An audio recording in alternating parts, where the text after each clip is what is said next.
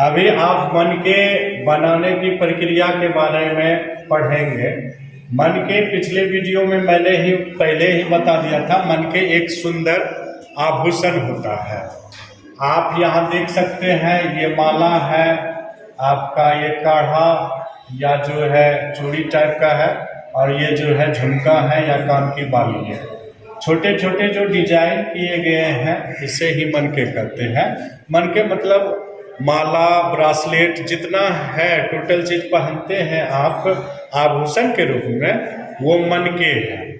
तो मन के बनाने की प्रक्रिया में कई चरण होते हैं।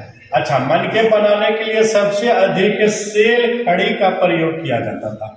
किसका प्रयोग किया जाता था? सेल खड़ी का। और सेल खड़ी क्या होता है? एक मुलायम पत्थर होता है। मन के बनाने के कई चरण हैं। जैसे एक बहुत बड़ा पत्थर है, बड़े पत्थर को छोटे पत्थर में तोड़ा जाता था। बड़े पत्थर को तोड़ा जाता था, फिर इसे तोड़ा जाता छोटा छोटा या गोल। तो वही है, बड़े पत्थर को छोटे से पत्थर में तोड़ा जाता था, छोटे पत्थरों को पुनः छोटा छोटा किया जाता था और बारीकी से उसमें सल्क निकाला जाता था। सल्क मतलब जो आपका छोटा छोटा अवांछित पदार्थ है उसे निकाला जाता था। उसके बाद सल्क निकालने के बाद उस पर घिसाई पॉलिश किया जाता था और अंत में जो है इसमें मनके में छेद किया जाता था। अंत में छेद किया जाता था। यहाँ थोड़ा गौर कीजिएगा, नोट, छेद करने के विशेष यंत्र चन्हु, दड़ो, लोथल और धौलावीरा में पाए गए हैं।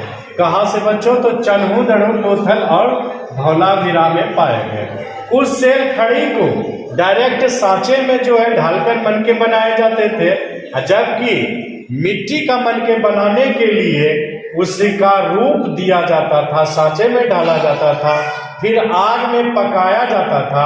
आग में पकाने के बाद घिसाई पॉलिश किया जाता था और अंत में जो है मनके बनाए जाते थे। अब है कि मनके बनाने के सबसे अधिक मनके कहाँ बनाए जाते थे या मनके बनाने के कारखाने कहाँ थे? तो मनके बनाने के कारखाने थे चन्हु, दड़ो और लोथल में। चन्हु, दड़ो और लोथल में जो मनके बनते थे उसे व्यापार के लिए बेचने के लिए बाजार में मोहनजोदड़ो और हड़प्पा भेजा जाता था।